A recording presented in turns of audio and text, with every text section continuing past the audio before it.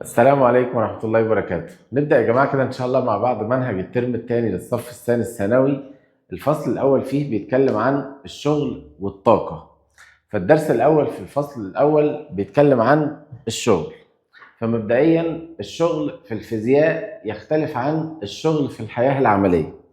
فالشغل عندنا مبدئيا كده رمزه W. فأنا مبدئيا كده عايز أعرف شروط بذل شغل. متى يقال أننا بذلنا على جسم شغلا؟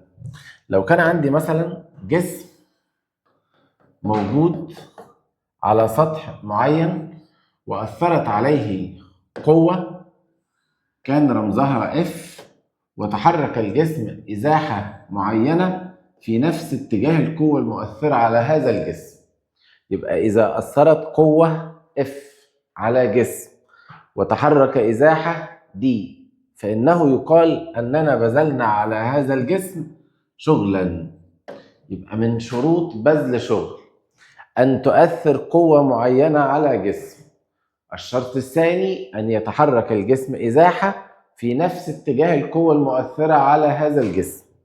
أما إذا كانت القوة المؤثرة على الجسم، لو كان عندي جسم وأثرت عليه بقوة رأسيا لأعلى ولكن تحرك الجسم أفقيا، في هذه الحالة لم يبذل على هذا الجسم شغل، لأن اتجاه القوة المؤثرة على الجسم عموديا على اتجاه الإزاحة.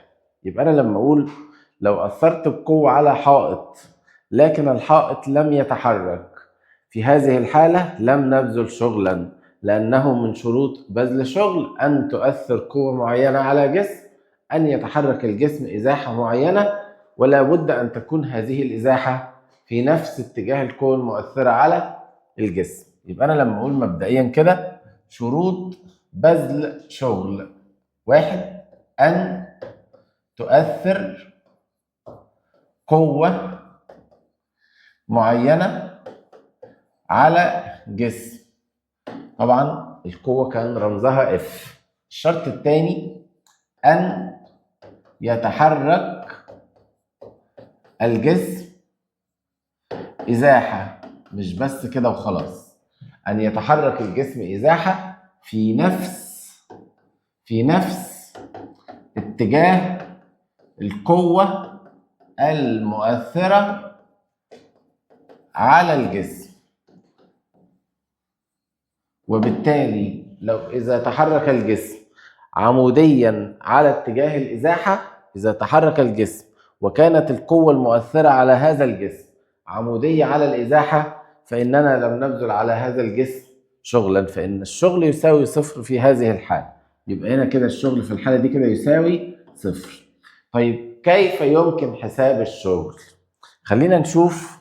لو كان عندي الجسم وأثرت عليه بقوة وكانت هذه القوة تميل على الإزاحة بزاوية سيتا، في هذه الحالة لازم نعمل عملية تحليل. بنحلل القوة F دي إلى مركبتين: مركبة أفقية ومركبة أخرى رأسية. طبعا المركبة اللي جنب الزاوية دايما خدناها في الرياضة إن احنا بنديها كوزين. يبقى المركبة الأفقية هتبقى F كوزين سيتا، وهذه المركبة تكون في نفس اتجاه الإزاحة، إذا هذه القوة ينتج عنها شغلا. أما القوة الرأسية F ساين سيتا تكون عمودية على الإزاحة، وبالتالي لا ينتج عنها شغلا. إذا الشغل ينتج من المركبة الأفقية. يبقى في هذه الحالة W يساوي F دوت دي كوزين سيتا، حيث طبعا F كمية متجهة، يبقى أنا لازم أعمل عليها علامة الكمية المتجهة. F دي كمية متجهة، يبقى القوة هي كمية متجهة، الإزاحة كمية متجهة. كوزين سيتا جيب تمام الزاوية المحصورة بين القوة والإزاحة. يبقى الشغل W يساوي F، هذه العلامة تنطق دوت دوت دي معناها ان الضرب ده ضرب قياسي، يبقى الشغل ده ينتج من حاصل الضرب القياسي لمتجهي القوة في الإزاحة. طبعا مضروب في جيب تمام الزاوية المحصورة بين القوة والإزاحة. يبقى متى يقال أننا بذلنا على جسم شغلا؟ شرطين، بس لازم أقول الشرطين دول كاملين: أن تؤثر قوة معينة على جسم، الشرط الثاني أن يتحرك الجسم إزاحة، ولا بد أن تكون هذه الإزاحة في نفس اتجاه القوة المؤثرة على الجسم. وبالتالي إذا كانت القوة تميل على الإزاحة بزاوية سيتا، في هذه الحالة لابد أن نقوم بعملية التحليل. لما نحلل المركبة القوة F إلى مركبتين، أحدهما أفقية والأخرى رأسية، فإن المركبة الأفقية ينتج عنها شغلا، أما المركبة الرأسية لا ينتج عنها شغلا. في هذه الحالة الشغل يساوي حاصل الضرب القياسي لمتجهي القوة في الإزاحة. يبقى في الآخر W يساوي F دوت دي كوزين سيتا. دوت دي معناها إن الضرب ده ضرب قياسي، إذا لو عايز أوصف الشغل هو حاصل الضرب القياسي لمتجهي القوة في الإزاحة. مظبوط. يبقى أنا لما أقول الأول كده تاني، W تساوي F دوت دي كوزين سيتا. عايز استنتج وحدات قياس الشغل. القوة كنا خدناها في الترم الأول تقاس بالنيوتن، والإزاحة تقاس بالمتر. يبقى وحدة قياس الشغل نيوتن في متر. نيوتن في متر كنا خدناها الترم الأول تكافئ جول.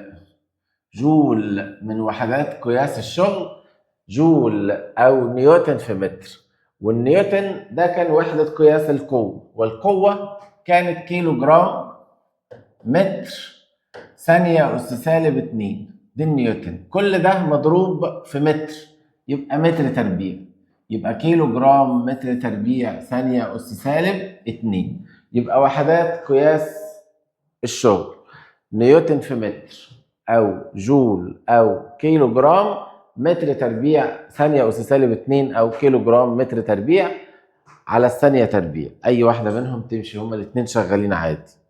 طيب، ومن هنا طبعا استنتج صيغة أبعاد الشغل.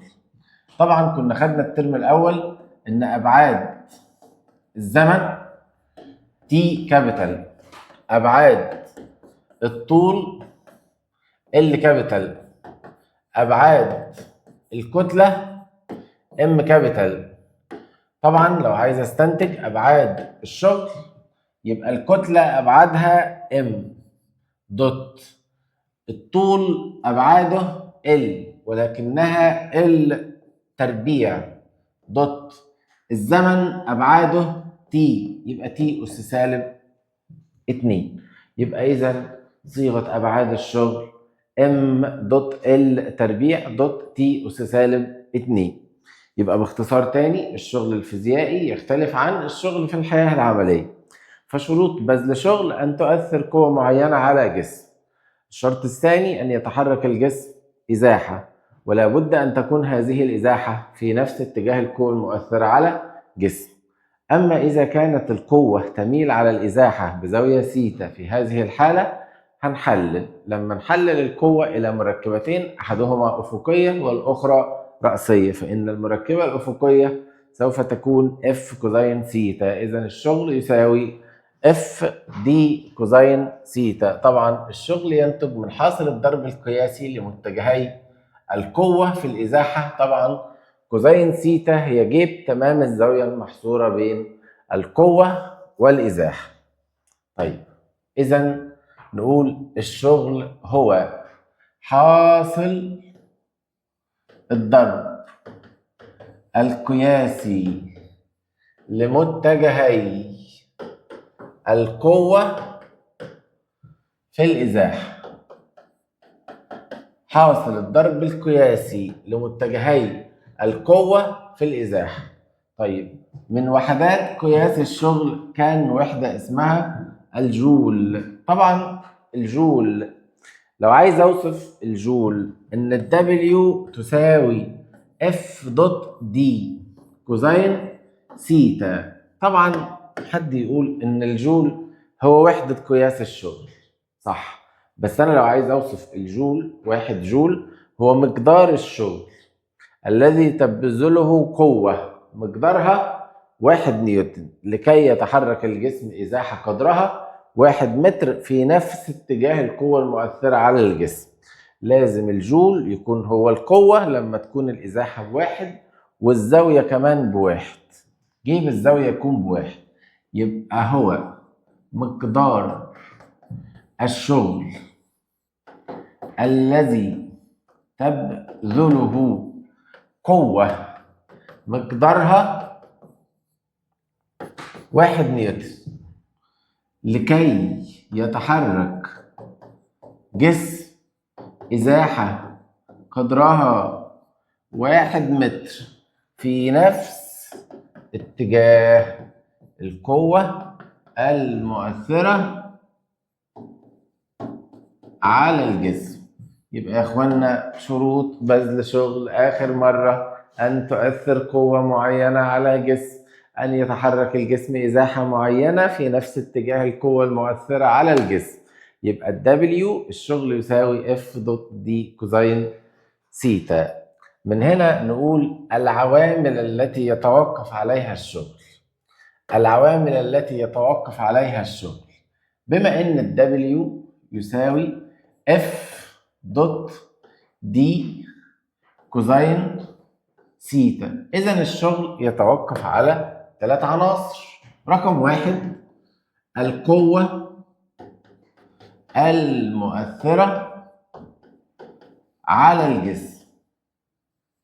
طيب يا ترى الشغل علاقته ايه مع القوة؟ طبعا علاقة طردية. إذا زادت القوة المؤثرة على الجسم زاد الشغل المبذول على الجسم.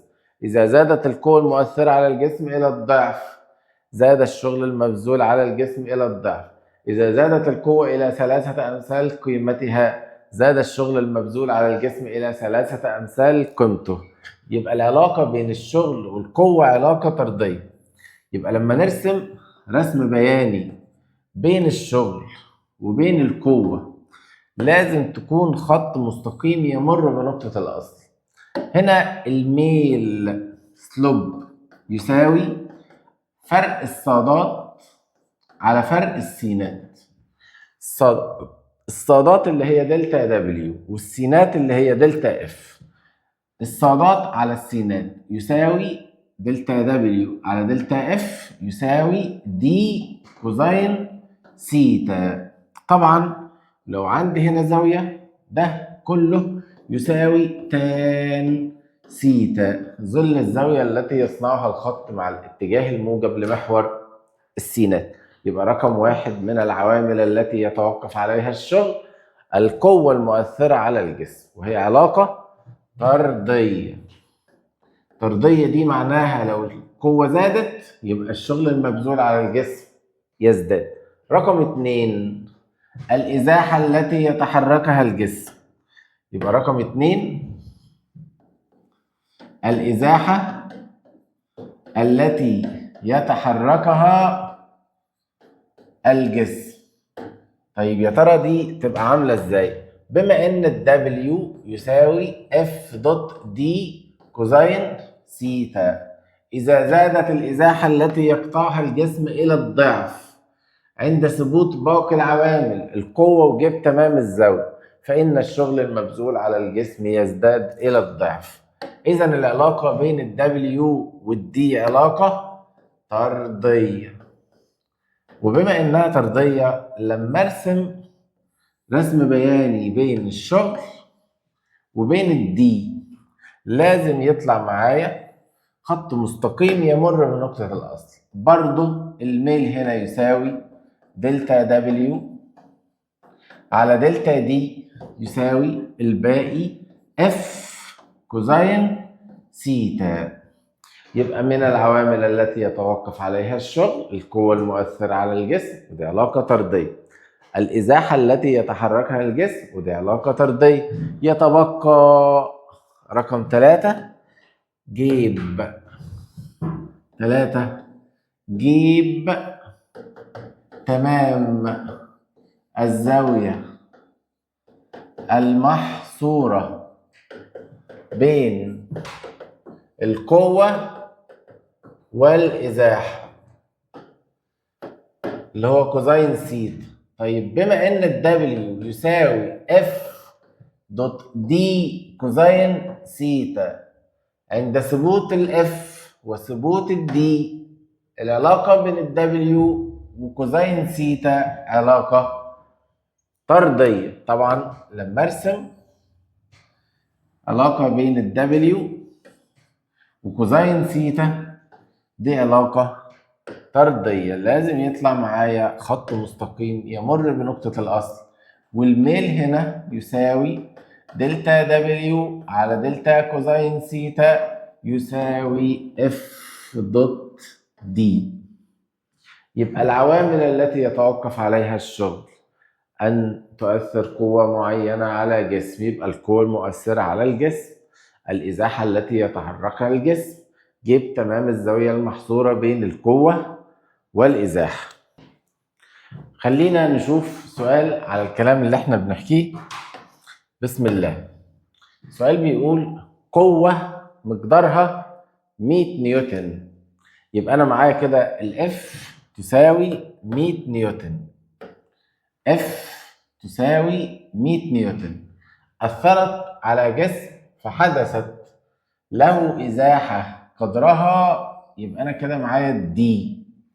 يبقى أنا معايا القوة ومعايا الإزاحة، فإن الشغل وعايز الشغل، يبقى أنا معايا هنا كده الإف ومعايا الدي وعايز الشغل، فإن الشغل المبذول الذي تبذله هذه القوة إذا كانت في اتجاه حركة الجسم، في اتجاه حركة الجسم، يبقى الزاوية في هذه الحالة تساوي صفر. طيب الشغل بيقول إن الدبليو تساوي اف دوت دي كوزين سيتا. الاف ب100 في الدي 2.5 كوزين سيتا. طالما الاتنين في نفس الاتجاه يبقى الزاوية صفر. 100 في 2.5 تساوي 250 جول، عشان وحدة قياس الشغل هي جول. أما إذا كانت القوة تميل بزاوية 60 درجة على الإزاحة، يبقى الدبليو يساوي اف 100 دي 2.5 كوزين 60. طبعا كوزين 60 بنص، نص في 250 تبقى 125 جول، عشان وحدة قياس الشغل هي الجول. طيب خلينا نقول تأثير زاوية الميل على قيمة الشغل. يعني إذا تغيرت الزاوية بين القوة والإزاحة هل يتغير الشغل أم لا؟ خلينا نشوف. إذا كانت الزاوية رقم 1 سيتا تساوي صفر. يعني إيه ده؟ يعني الزاوية بين القوة والإزاحة تساوي صفر. يعني لما يبقى ده الجسم أثرت عليه بقوة في هذا الاتجاه وتحرك في هذا الاتجاه، يبقى الزاوية بينهم حاليا تساوي صفر. كوزين صفر يساوي 1، بما أن W يساوي F دوت D كوزين صفر. كوزين صفر ب1، إذن W يساوي F دوت D. في هذه الحالة يكون الشغل قيمة عظمى موجبة. يبقى في هذه الحالة يكون الشغل قيمة عظمى موجبة. يبقى أنا لما أسأل سؤال كده وأقول متى يكون الشغل قيمة عظمى موجبة، طبعا عظمى دي معناها إن الشغل أكبر ما يمكن. متى يكون الشغل أكبر ما يمكن؟ إذا كانت القوة في نفس اتجاه الإزاحة، يعني الزاوية بينهم تساوي صفر، وإذا كانت الزاوية تساوي صفر كوزين صفر يساوي واحد، أكبر قيمة لكوزين هي كوزين صفر بواحد، في هذه الحالة يكون الشغل الناتج عن هذه القوة يكون أكبر ما يمكن.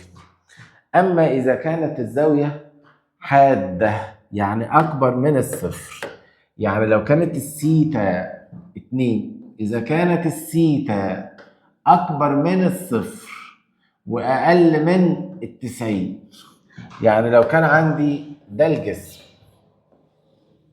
وأثرت عليه بقوة في هذا الاتجاه، وكانت الإزاحة في هذا الاتجاه، بحيث كانت السيتا هي زاوية حادة. لما نيجي نحلل الاف، طبعا اف كوزين سيتا جيب تمام الزاوية الحادة يكون قيمة موجبة، يبقى يكون جيب تمام الزاوية قيمة موجبة. يبقى أنا لما أحسب الشغل أقول إن الدبليو يساوي اف دوت دي كوزين سيتا، في هذه الحالة يكون الشغل قيمة موجبة وليست عظمى، يبقى يكون الشغل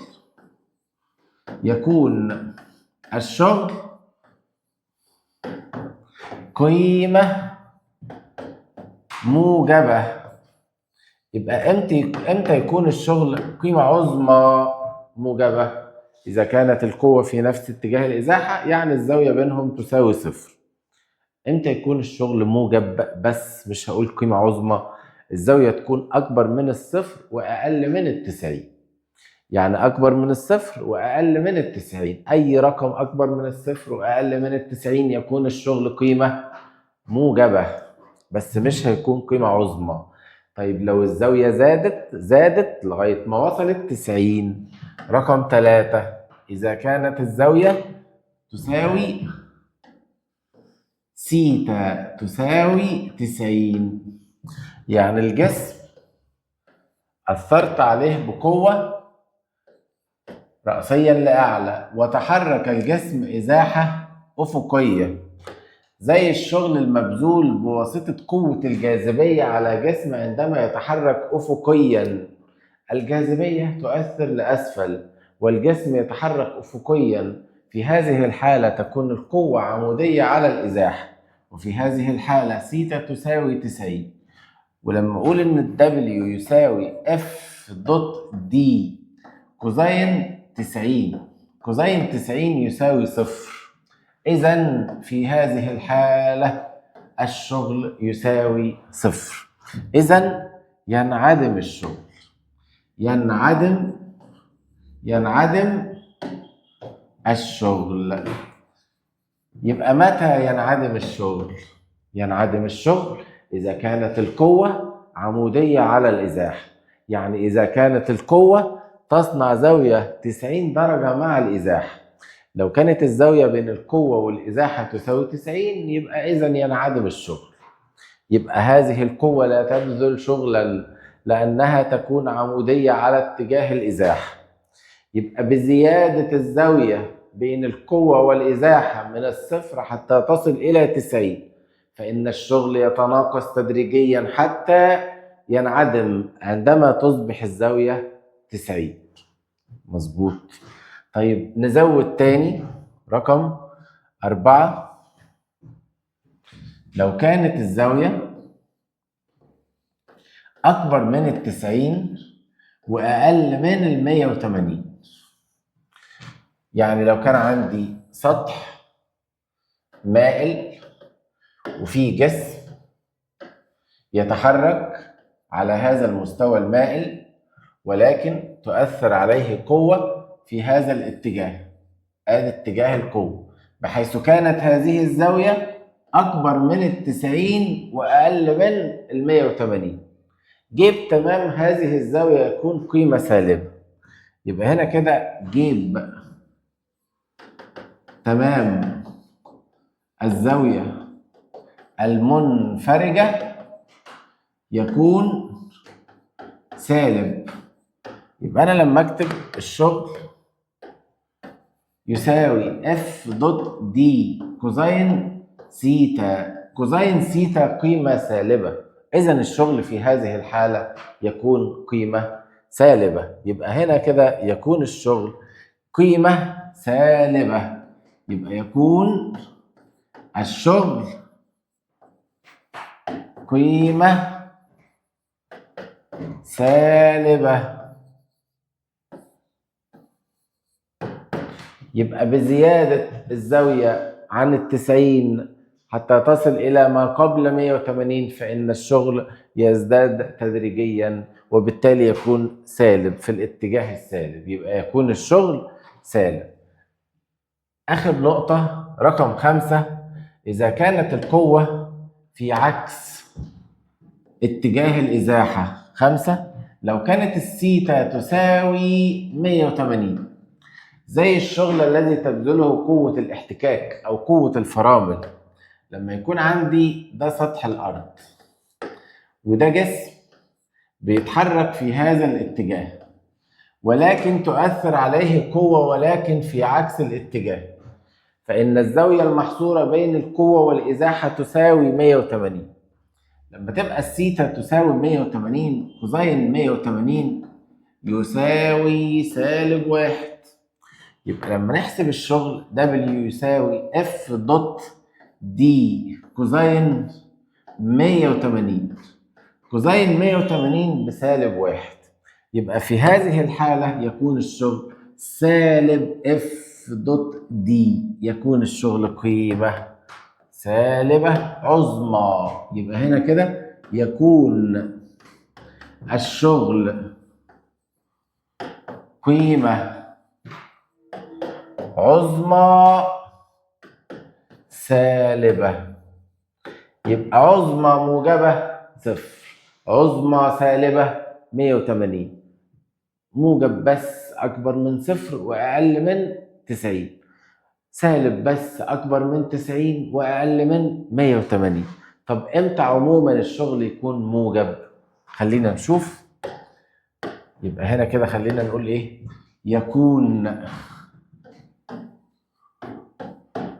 خلينا نقول إيه؟ يكون الشغل موجب بس إمتى؟ وسالب بس إمتى؟ موجب بس لو كانت الزاوية أكبر من أو تساوي 0 وأقل من 90. سالب بس إمتى؟ أكبر من 90 وأقل من أو تساوي 180. طيب هنا موجب وهنا سالب، متى ينعدم؟ عند 90. يبقى ينعدم الشغل لما تكون الزاوية 90، يبقى ينعدم لما الثيتا تساوي 90 درجة. الثيتا دي بين مين ومين؟ بين القوة والإزاحة. يبقى أنا عندي هنا كده حالتين، إمتى يكون الشغل موجب وإمتى يكون الشغل سالب. إمتى يكون الشغل موجب؟ لما تكون الزاوية بين القوة والإزاحة أكبر من أو تساوي 0 وأقل من 90. إمتى يكون الشغل سالب؟ لما تكون الزاوية أكبر من 90 وأقل من أو تساوي 180 درجة. تمام. خلينا نقول كيف يمكن حساب الشغل بيانيا إذا أثرت قوة إذا أثرت قوة أفقية F على جسم وتحرك أفقيا طبقا للشكل الموضح، ويرسم لي رسم بياني بين القوة والإزاحة، ويكون مثلا عامل كده. هنا كده القوة بالنيوتن والإزاحة بالمتر، وخلينا نحط هنا رقم مثلا 10 وهنا الإزاحة مثلا 4، ويقول لي بالشكل ده مثلا أثرت قوة مقدارها كما بالشكل، احسب الشغل المبذول على الجسم عندما يقطع إزاحة قدرها 4 متر. طبعا بما ان هو بيقول قوة أفقية وتحرك الجسم أفقيا، يبقى الزاوية بينهم كام؟ يبقى الثيتا تساوي 0 وكوزين 0 يساوي 1، يبقى الدبليو يساوي اف دوت دي.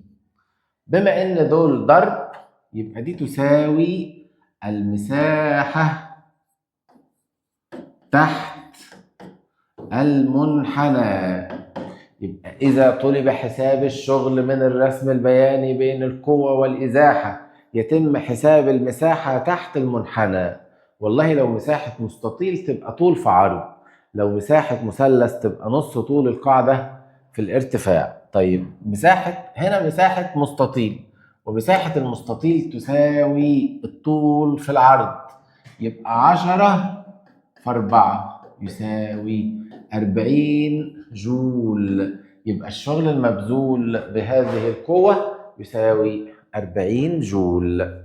يبقى إذا طلب حساب الشغل بيانيا من الرسم البياني بين الإزاحة والقوة يتم حساب المساحة تحت المنحنى.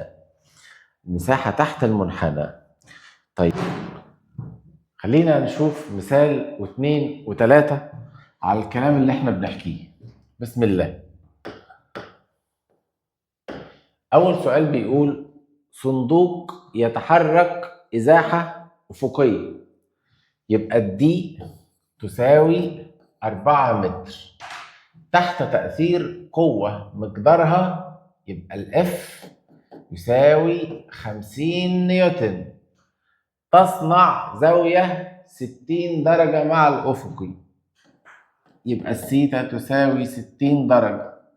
فإن الشغل المبذول على الصندوق بواسطة هذه القوة، يبقى بما أن الدبليو يساوي اف دوت دي كوزين ثيتا، الاف 50 الدي 4 في كوزين 60. لما نحسب كوزين 60 بنص، نص في 4 ب2، 2 في 50 ب100، 100 ايه بقى؟ 100 جول. يبقى من الاخر الشغل يساوي القوة في الازاحة، نجيب تمام الزاوية المحصورة بين القوة والازاحة. السؤال الثاني، شخص يدفع جسم بسرعة منتظمة، سرعة منتظمة يبقى محصلة القوة المؤثرة على الجسم يساوي 0 طبقا لقانون نيوتن الأول. ماشي، يبقى ال V تساوي 5 متر على الثانية لمدة، يبقى ال T تساوي 10 ثانية. يبقى من الترم الأول ممكن نحسب الإزاحة التي قطعها الجسم، بما أن السرعة تساوي الإزاحة على الزمن، إذا الإزاحة تساوي V دوت T. V دوت T لأن أنا أكيد هحتاج الإزاحة 10 في 5 ب50 متر.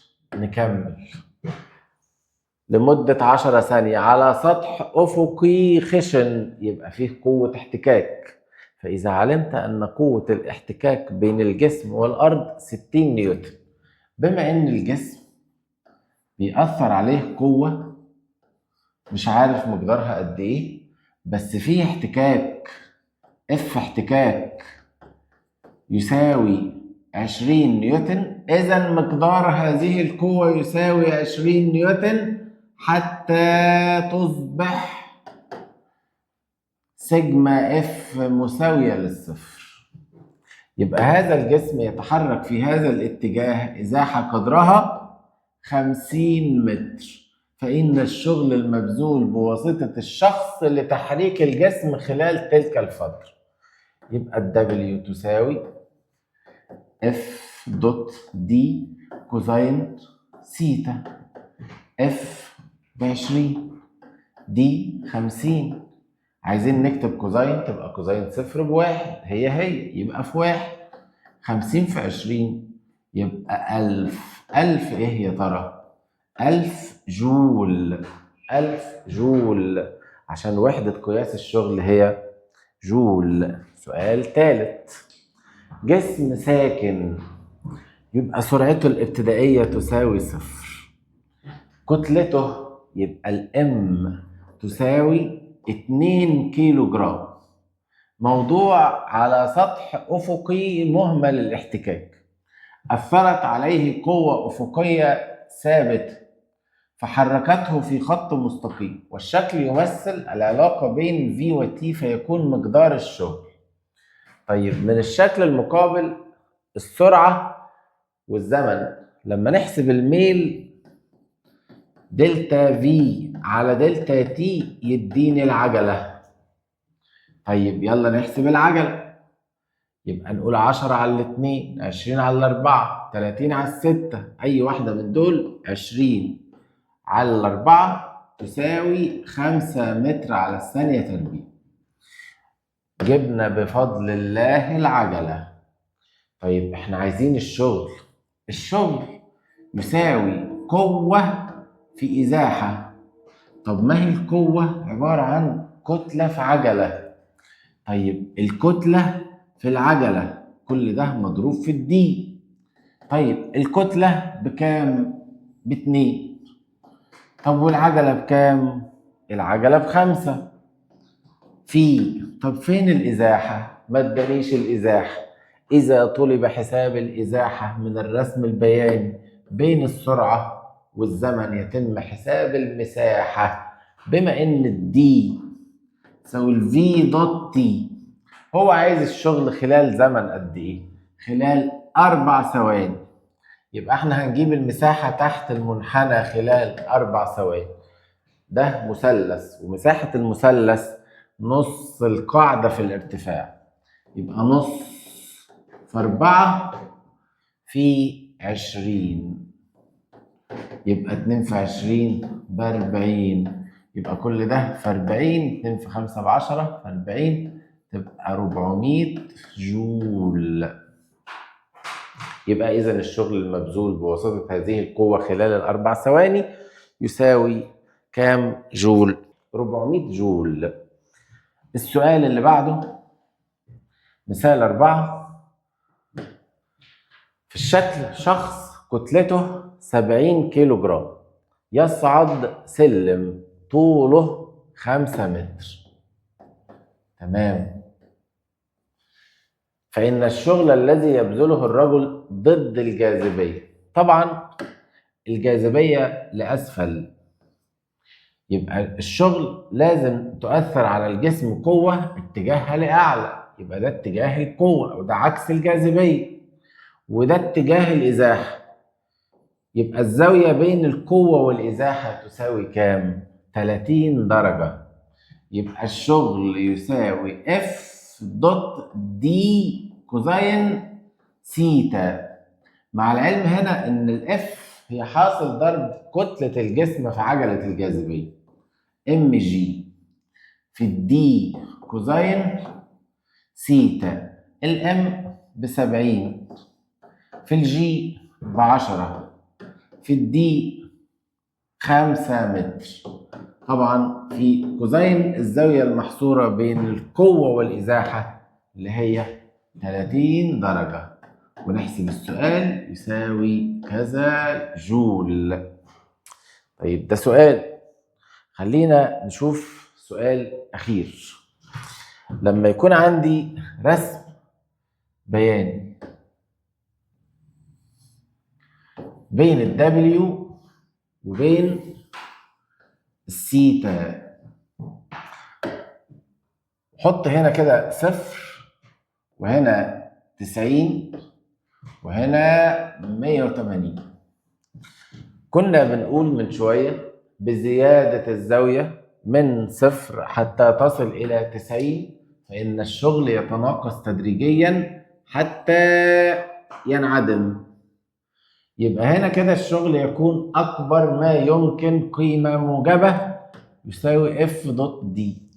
يبقى بزيادة الزاوية من 0 حتى تصل إلى 90 فإن الشغل يتناقص تدريجيا حتى ينعدم عندما تصبح الزاوية المحصورة بين القوة والإزاحة تساوي 90.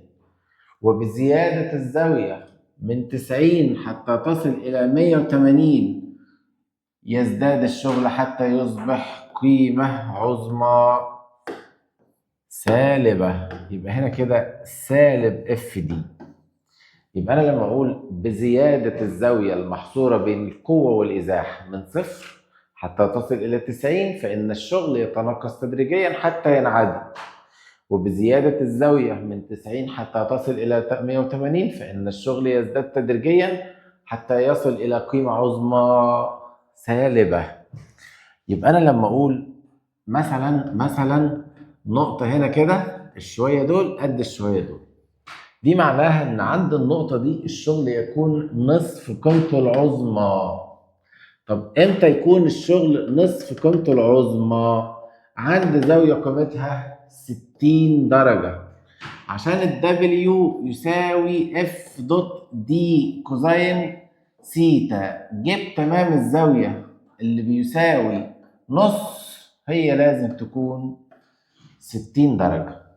يبقى متى يكون الشغل نصف قيمته العظمى؟ عندما تكون الزاوية المحصورة بين القوة والإزاحة تساوي 60 درجة. يبقى لما تكون الزاوية المحصورة بين القوة والإزاحة 60 يبقى الشغل نصف قيمته العظمى. خلينا نقول تاني. بزيادة الزاوية من 0 إلى 90 فإن الشغل يتناقص تدريجيا حتى ينعدم، ولكن بزيادة الزاوية من 90 إلى 180 يزداد الشغل تدريجيا حتى يصل إلى قيمة عظمى سالبة. يبقى يكون الشغل قيمة عظمى سالبة عندما تكون الزاوية 180، ينعدم الشغل عندما تكون الزاوية 90 درجة. الشغل الذي تبذله قوة الاحتكاك يكون عكس اتجاه الحركة، إذن يكون اتجاهه سالب. يبقى ملخص الكلام كله في الدرس الأول إن الشغل هو حاصل الضرب القياسي لمتجهي القوة في الإزاحة. بالتوفيق للجميع إن شاء الله، ونلتقي في حل أسئلة درس كتاب الامتحان بإذن الله. والسلام عليكم ورحمة الله وبركاته.